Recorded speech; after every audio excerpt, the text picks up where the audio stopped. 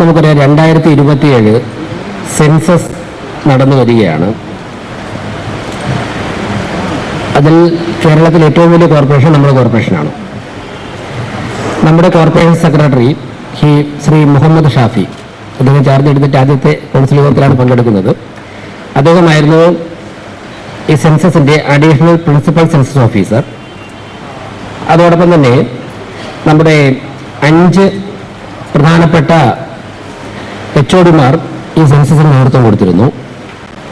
Charge 1 ജില്ലാ empowerment officer സഖി, 2 accounts officer Vijayakumar, 3 DCS Manikandan, 4 council secretary Shiny, 5 revenue officer Anilkumar. കേരളത്തിൽ 6 കോർപ്പറേഷനുകളിൽ ഏറ്റവും ആദ്യം സെൻസസ് നടപടിക്രമങ്ങൾ പൂർത്തിയാക്കിയത് ഏറ്റവും വലിയ കോർപ്പറേഷനായ തിരുവനന്തപുരം കോർപ്പറേഷനാണ്.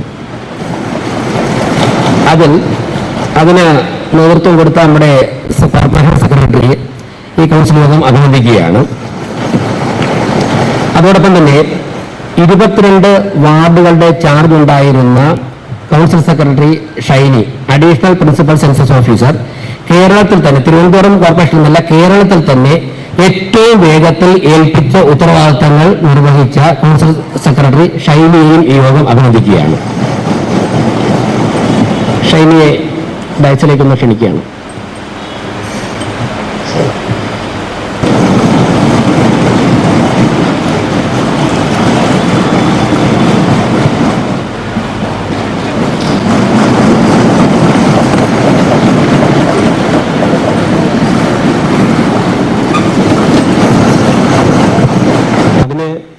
അഡ്മിനിസ്ട്രേഷൻ കേന്ദ്രീകരിക്കുന്ന നഗരസഭയുടെ കാര്യാലയം, നഗരസഭാ ഓഫീസൊക്കെ തന്നെ ഏറ്റവും ആധുനികമായിട്ടുള്ള സജ്ജീകരണങ്ങളിലേക്കും മറ്റും എത്തേണ്ടത് അത്യാവശ്യമാണ്. അപ്പോൾ അതിന് കാലാനുസൃതമായിട്ടുള്ള മാറ്റവും ബഹുമാനപ്പെട്ട മേയറുടെ ആ ഒരു ദീർഘവീക്ഷണത്തോടുകൂടിയുള്ള കാഴ്ചപ്പാടിന് നഗരസഭാ കൗൺസിലിൻ്റെ ഭാഗത്ത് നിന്ന് ഒരു അഭിനന്ദനം ഈ അവസരത്തിൽ രേഖപ്പെടുത്തുകയാണ്. മറ്റൊന്നുകൂടി യാഥാർത്ഥ്യമാക്കുന്നതിന് വേണ്ടിയിട്ട് ബഹുമാനപ്പെട്ട മേയറും സെക്രട്ടറിയും ഒക്കെ നേതൃത്വം കൊടുത്തൊരു സബ് കമ്മിറ്റിയും മറ്റുമൊക്കെ രൂപീകരിക്കേണ്ട ആവശ്യങ്ങളുണ്ടാകും. അതിലേക്കും അങ്ങ് എത്രയും വേഗത്തിൽ കടന്ന് കൃത്യമായി സബ് കമ്മിറ്റികൾ രൂപീകരിച്ചുകൊണ്ട് ഈ പണി പൂർത്തിയാക്കാൻ കഴിയണം. വളരെ വേഗത്തിൽ തന്നെ അടുത്ത കൗൺസിൽ പുതിയ കെട്ടിടത്തിലേക്ക് നടത്തപ്പെടുന്ന സാഹചര്യത്തിലേക്ക് എത്തിപ്പെടാൻ വേണ്ടിയിട്ട് അതിനു മുമ്പ് എത്ര വേഗത്തിൽ കഴിയുമോ അതിലേക്ക് കഴിയട്ടെ എന്ന് ആത്മാർത്ഥമായിട്ട് ആശംസിക്കുന്നു. അതിനു വേണ്ടിയിട്ട് ത്വരിതമായിട്ടുള്ള പ്രവർത്തനങ്ങളിലേക്ക് അങ്ങ് കടക്കണമെന്നും ഈ അവസരത്തിൽ സൂചിപ്പിക്കുകയാണ്. ഈ കൗൺസിൽ തന്നെ ഈ കാലാവസ്ഥയെ തീർന്നങ്ങോട്ട് മാറണമെന്നാണ് മേയറിനുള്ള നിലയ്ക്കുള്ള ആഗ്രഹം. എന്തായാലും നമുക്ക് അടുത്ത സ്റ്റിയറിംഗ് കമ്മിറ്റിയോട് ചർച്ച ചെയ്യാം.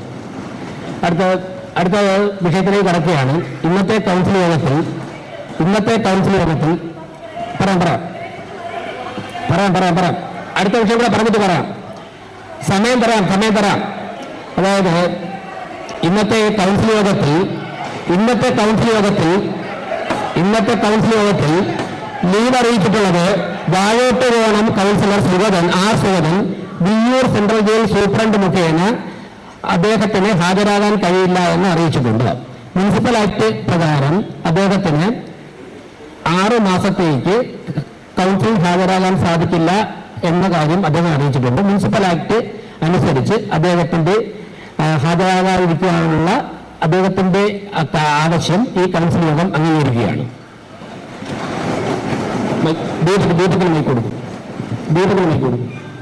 ആദ്യത്തെ നമ്മുടെ പുതിയ ഓഫീസിനെ സംബന്ധിച്ചുള്ള പ്രപ്പോസൽ ഇത് നമ്മുടെ അവധി അപേക്ഷയുടെ കാര്യങ്ങളിലേക്ക് അതിലേക്ക് വരാം. അല്ല, അവർ പറഞ്ഞല്ലോ അവധി അപേക്ഷ പറഞ്ഞല്ലോ. ഞാൻ അതിനകത്ത് എന്റെ അഭിപ്രായം ഞങ്ങളുടെ അത് ഞാൻ പറയാം. രണ്ടാമത് ഞാൻ അവധി അപേക്ഷയുടെ കാര്യങ്ങൾക്ക് അതിലേക്ക് വരാം. അല്ല, ശബരിമല മൈക്ക് കൊടുക്കും. ഇല്ല, ഇപ്പൊ ശബരിമല മൈക്ക് കൊടുക്കും. അല്ല, ശബരിമല മൈക്ക് കൊടുക്കും. ഇത് പറയാൻ മൈക്ക് ശബരിമല മൈക്ക് കൊടുക്കും. ശബരിമല സംസാരിക്കണ്ട, എല്ലാ വിഷയം പറയട്ടെ. ഈ അവധി അപേക്ഷ അംഗീകരിക്കാൻ താല്പര്യമുള്ളവരല്ല. അവധി അപേക്ഷ അംഗീകരിക്കുന്നവർ കൈ ഉയർത്തണം. ആദ്യം പറഞ്ഞ ഓഫീസിന്റെ അവധി അപേക്ഷ അംഗീകരിക്കുന്നവർ കൈ ഉയർത്തണം. സുധീഷ്, കൗണ്ടോടെ വാർഡ് കൗൺസിലർ സുധീഷ് 1.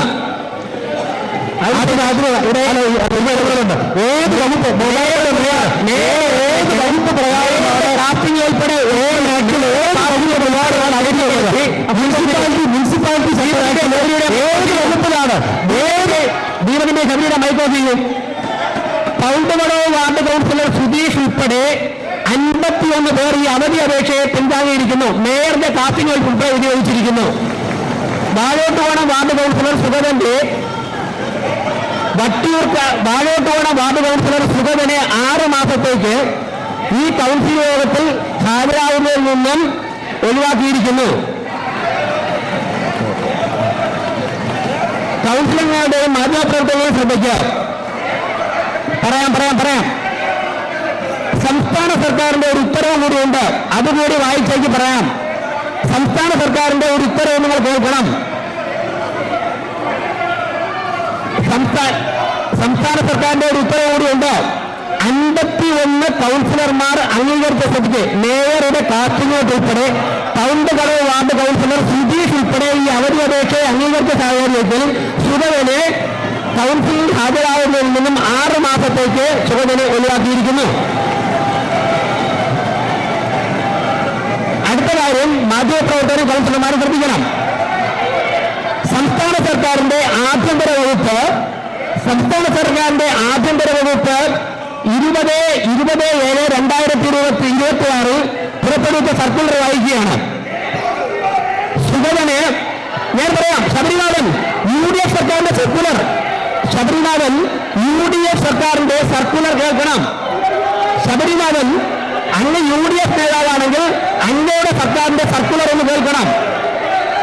അതായത് തിരുവനന്തപുരം കോർപ്പറേഷന്റെ കൗൺസിൽ യോഗത്തിൽ ഹാജരാകാൻ ആവശ്യപ്പെട്ടുകൊണ്ട് വിയ്യൂർ ജയിൽ സൂപ്രണ്ടിന് സുഗതൻ കൊടുത്തിരുന്ന അപേക്ഷയിൽ സംസ്ഥാന സർക്കാർ നിഗയിച്ചു.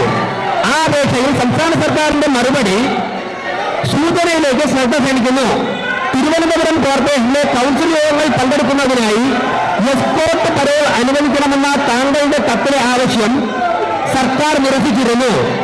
മേൽ സാഹചര്യത്തിൽ കോർപ്പറേഷൻ കൗൺസിൽ യോഗ നടപടിക്രമങ്ങളിലും മറ്റും താങ്കൾക്ക് നേരിട്ട് പങ്കെടുക്കാൻ സാധിക്കില്ലെങ്കിലും താങ്കളുടെ കൗൺസിലർ സ്ഥാനത്തിന് അയോഗ്യത വരാതിരിക്കാൻ ജയിൽ സൂപ്രണ്ട് മുഖേന തിരുവനന്തപുരം കോർപ്പറേഷൻ കൗൺസിലിന് അപേക്ഷ സമർപ്പിക്കാൻ താങ്കൾക്ക് അനുവാദമുണ്ടായിരിക്കുന്നതാണ്.